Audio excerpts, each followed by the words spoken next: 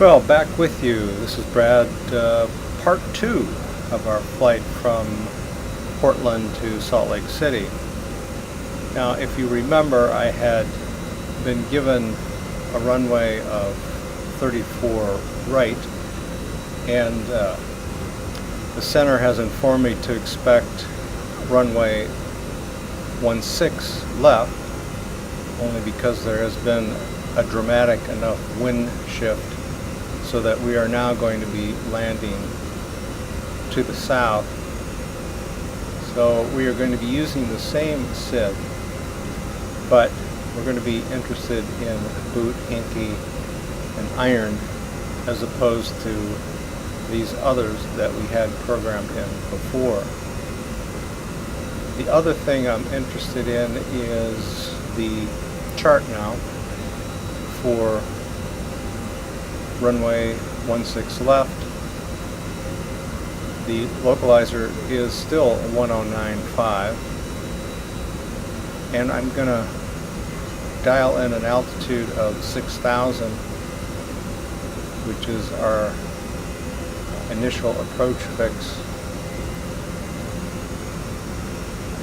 and that's at Yip. So, well, I'm sorry, our initial approach fix is Weber, out quite a ways, and then iron at 11,000. And we can capture it anywhere along here, but I'm going to use 6,000 as my altitude. And at some point, the autopilot will be controlling it anyway based on the guide slope. So now we're going to reprogram our approach on our FMGS. As somebody has pointed out, it's not an FMGC, although for some reason I've seen it that way.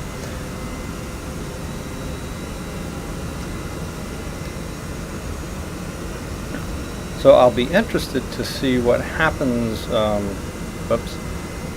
if either our top of descent moves towards us, or if there's a more aggressive rate of descent when we reach that, because obviously we're going to be much closer to our target than we would be if we were going around.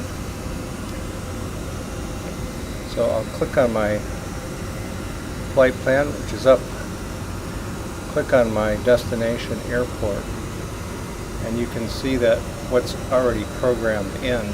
So we're going to change that to 16 left. Our star will remain the same. Skis 4. And we will be using Weber. Remember, I pointed that out as the initial approach fix. Now Ogden is a little bit closer in, so maybe I will use Ogden instead. And our transition, we can still use EYI and add it to our flight plan, insert it.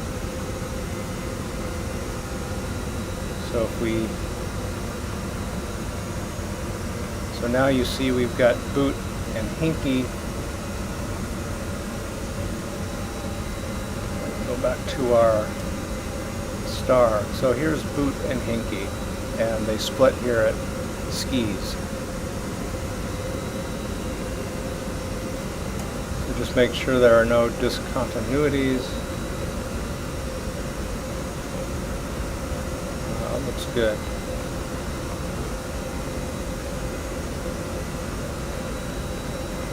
Yes, I'm curious to know if anything has happened with our top of descent marker. It's still in the same exact place. So apparently we'll probably get a little bit more of an aggressive rate of descent. So we'll see if this bird can make up the difference. So back to you shortly. Alright, back with you. Coming up on our final waypoint before our top of descent. And we should hear our first officer remind us of that.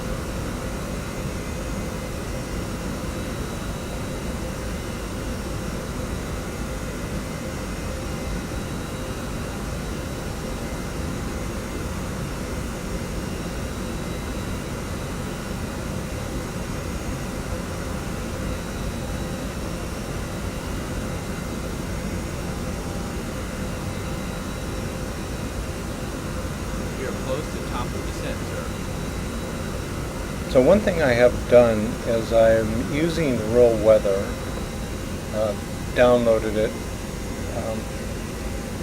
but I have to say I don't trust it because the actual weather report I'm getting from SkyVector is completely different. So I've got winds out of 120 at 6 knots and altimeter of 29.79, and that's not what I'm getting from real weather, and I'll show you what I mean. I go down here and I click on just update it to make sure it's showing winds out of 260 at 3 knots. So I'm a little confused about that. The altimeter is correct, so I'm not sure what to believe. I'm going to go with SkyVector since we've already rerouted ourselves to approach from the north. And I'm going to go ahead and dial in that altitude of 6,000 feet.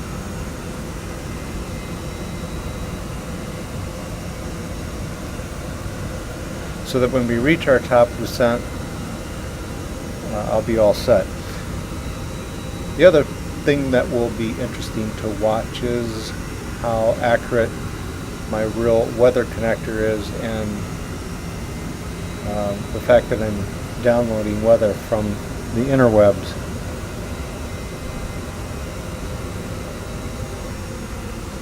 So we've got 9 miles.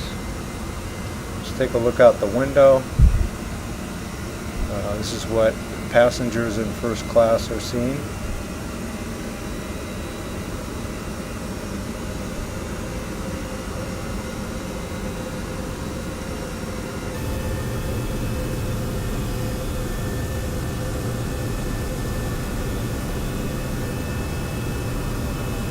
So this blue area is the Great Salt Lake.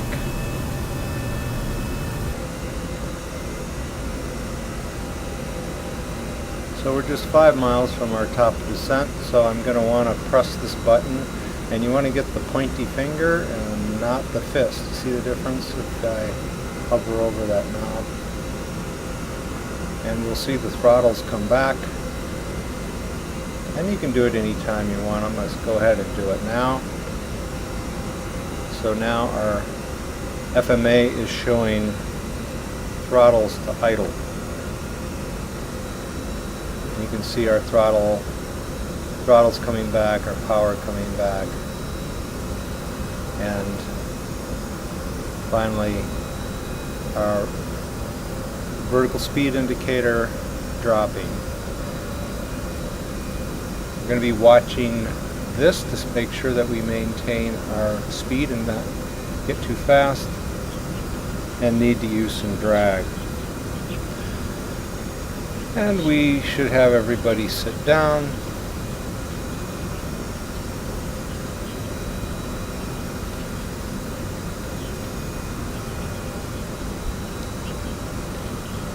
So I'm going to be watching these waypoints. So at Blida, we need to be at flight level 266. So here we are. We're 19 miles from Blida. So that will give us an indication of how well we're doing on our rate of descent, and if the FMGS has indeed calculated it properly.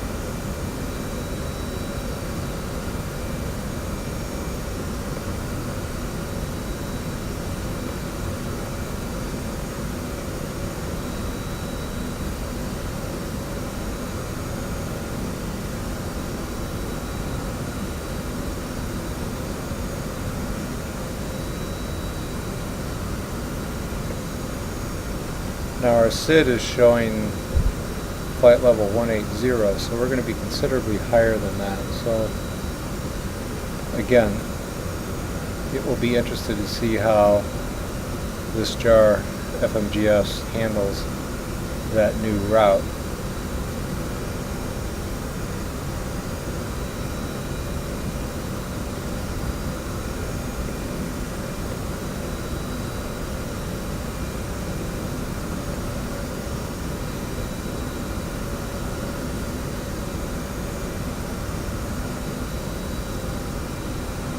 If I look ahead, boot is 13,000, and look back at my map, definitely 13,000 here, 1-3,000 as they say, and then Hinky is 1-1,000. So the biggest jump is going to be between these two, so it'll be interesting to see how well we do.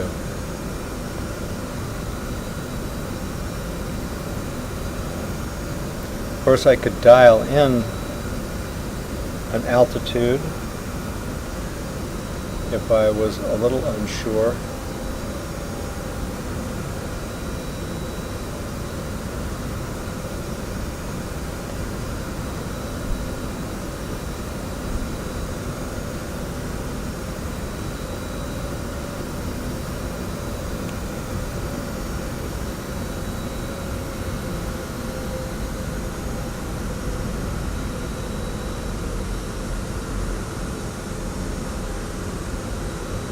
So at Blido, we've reached our flight level 260.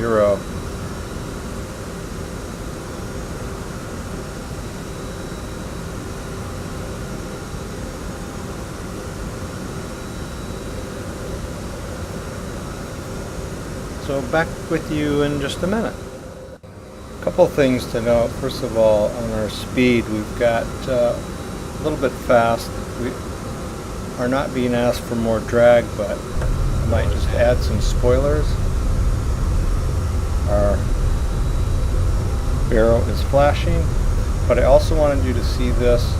It looks like something a little unusual is happening here now that we're closer and I can see it, so I might need to adjust my FMGS.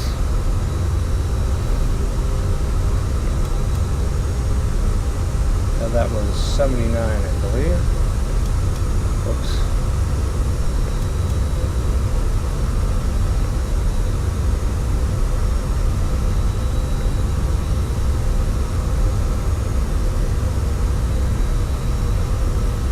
Now when you see your speed or your engine spool back up, then you can release your spoilers. Spoilers retracted. But it looks like our rate of descent is going to get us where we need to get. Now let's take a look at our FMGC GS, whatever it's called. So we want to get rid of this. It looks like we don't need this. We're going to be coming in at Hinky and then Iron. So Hinky, Iron, to go back to Ogden does not make sense at this point. So let's just clear that.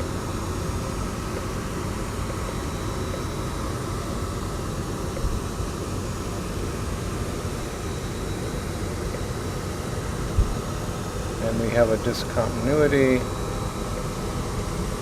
See if I can clear that.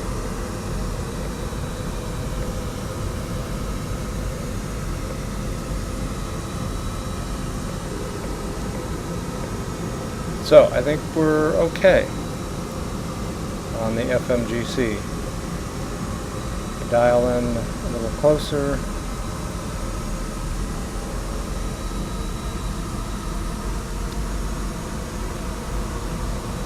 So notice that our approach phase begins here and our 10,000 foot level is here. So this is foreign territory for me. Speed is good. At Hinkie, we are to be at 11,000, so things look under control.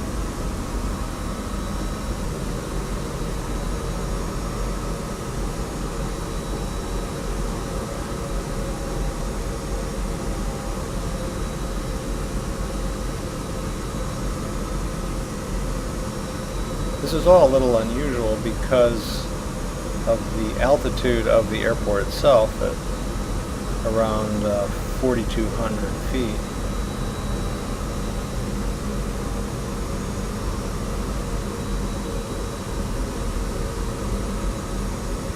Now normally I don't flip on the ILS button until we are at 10,000 feet, but I just want to see if anything happens to show up.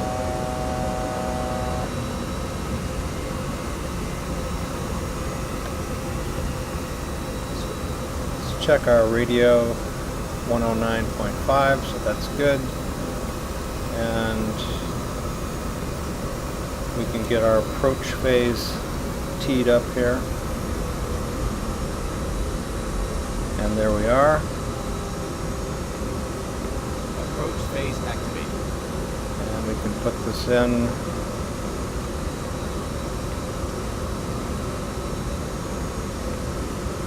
And we had 220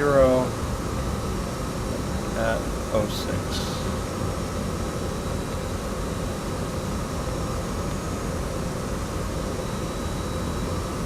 So we're now at the 10,000 foot level. Let's get our lights on.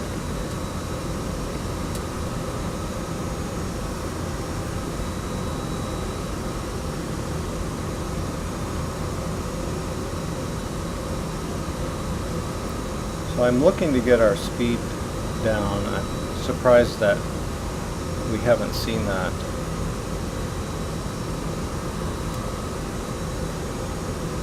More drag.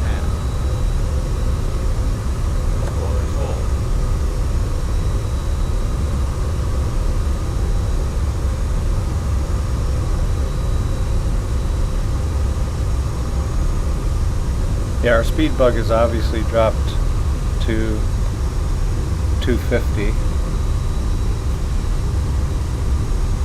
I'll go ahead and click approach phase.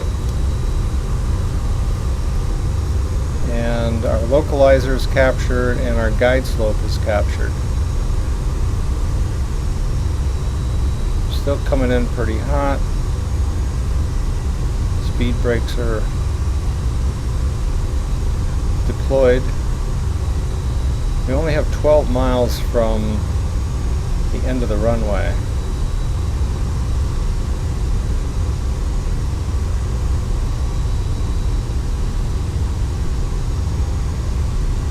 So right now I've got everything hanging out that I safely can, and we're just hoping this airplane slows down and we don't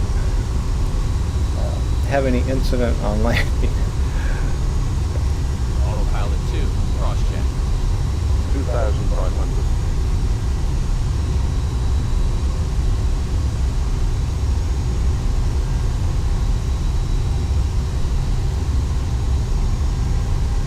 See, at this point we should have flaps deployed. And here's our green dot, so Radio altimeter alive. we'll see what we can do here.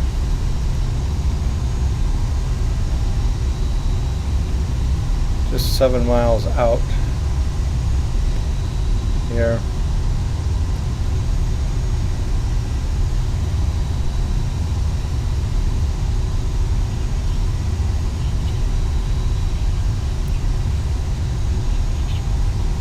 While we're waiting for it to slow down, we can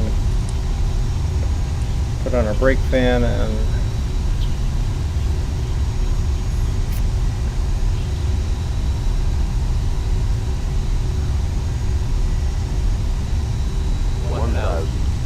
all right, Check. Flaps 1. gear down.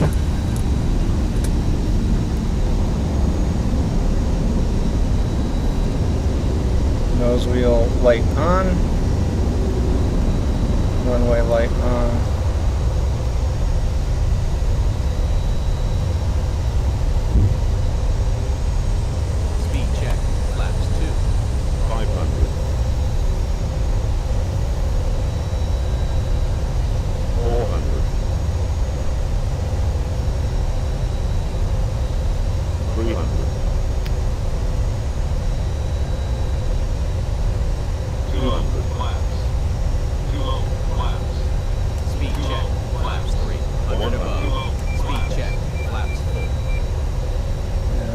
is our runway. Ground spoilers. 40, 30, Spoilers minimum. half. Spoilers retracted. Spoilers retard, armed. retard, retard, retard, Ground retard, spoilers. Cell. retard. First green.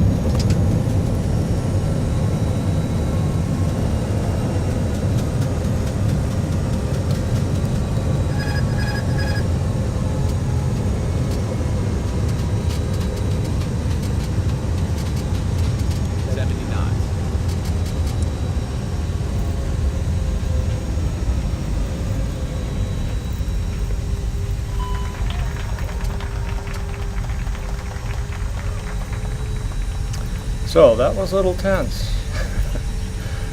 I don't know what I learned there, but let's get off the runway here.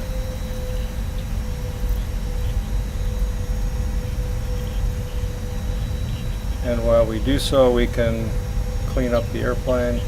Flaps 3. Flaps 2. Flaps 1. Flaps 0.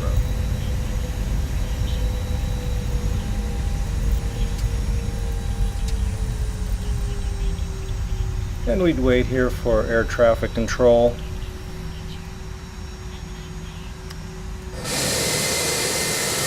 Still got our spoilers up.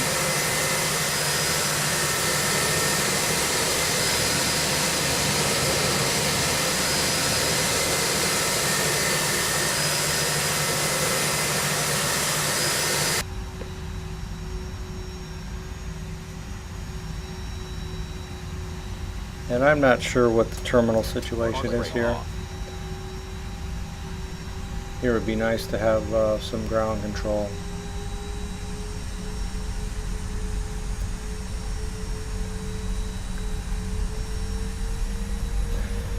Anyway, did some things that were a little unconventional, having spoilers deployed after